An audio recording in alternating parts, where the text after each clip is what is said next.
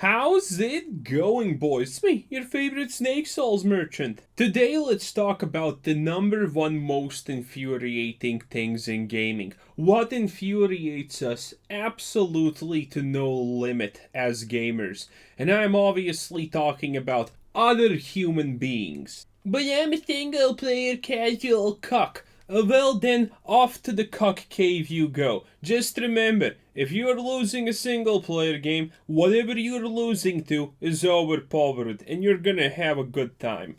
What kind of man you need to be to not want to stomp the living daylight out of other people online? It's just mind boggling. But putting that aside, back to the topic. What do you think is the most hated thing? Is it toxic players? Is it teammates that are bad and feeders? Oh no, no, no, my sweet summer child. Not even close. I'm talking about that one dude. That one special in all the wrong ways dude that has been dropped on his head far too many times as a child. I am talking about your teammate who is flaming and at the same time is absolute garbage. Is it coming slowly back to you? I think it is. Remember that time when you were playing League of Legends? Your team was pretty decent, but your support had 1 kill, 10 deaths, and 11 assists, and he was saying that he is the bee's knees?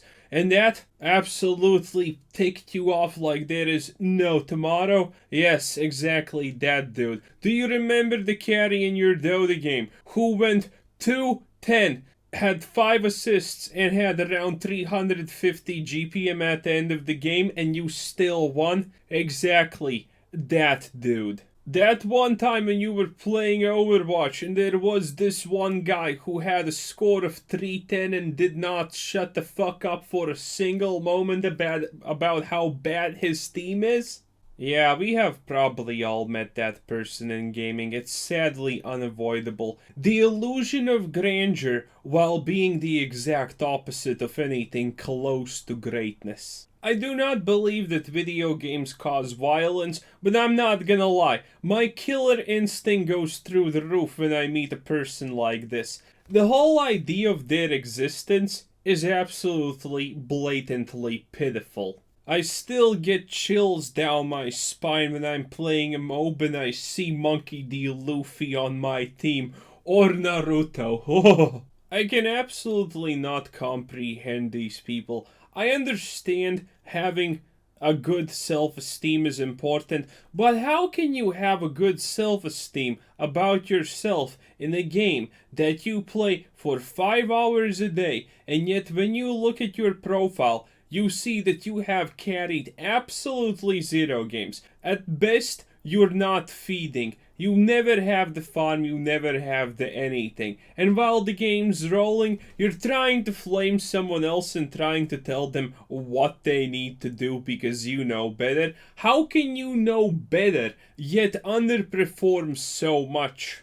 If I end a game and I'm not a support and I have the lowest damage in the whole damn game, and the person with the highest damage has 2 or 3 times my damage, I just quickly close the menu because I know I am garbage and I cannot excuse myself. But there are people out there who will go to the end screen, see that they were not a support role or a tank role or anything like that, and they still magically did less damage than a support who doesn't even have damaging abilities. Are these people just absolutely mentally deficient? How can you imagine that you're a good player, yet your statistics do not show it? If you're playing League of Legends or Dota, at the end of the game, if you were good, if you did something right, the statistics will always show it. There does not exist a single game in this universe, in any competitive game, where you can claim that you did good, but at the end of the day, the statistics show you at the last slots in everything. I look at this guy's profile. He only plays carries. His average KDA on a 1 trick is 3-4. 3 fucking 4. and he's claiming all game that he's wonderful. How? How do you live with yourself? Do you just not want to end it all because you are goddamn that pathetic? How do you exist with yourself? How? I do not understand these people. It is beyond my understanding. I am incapable of understanding an existence so goddamn pitiful. And this situation is like a wildfire that cannot be tamed. It just continues to burn. People, gamers, suffer every day because of things like this.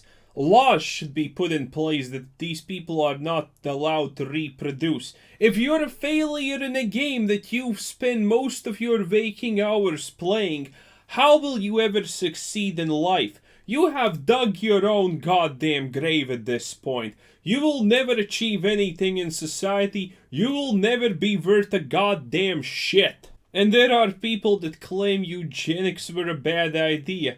No, I say eugenics are a great idea if we can get rid of people like this. Even if I win a game, at the end of the day, if I have someone like that on my team, I am not happy about winning the game. Sure, the struggle never stops, but it just makes me feel bad that I allowed someone like that to piggyback on me. And the worst part, obviously, of all of this is, you can't even tell those people anything. At the end of the day, you're gonna get reported by him and probably someone else without a spine. And then you're gonna get muted or whatever the hell the punishment is. And you won't be able to tell these people anything anymore. It's a lose-lose situation. These parasitic leeches just get to live amongst the other people and thrive because, well, someday they're gonna get a little bit lucky and make it a little bit higher. Sooner or later, through sheer probability, considering all they do is play that one game all day, they're gonna make it higher and higher, slowly but surely.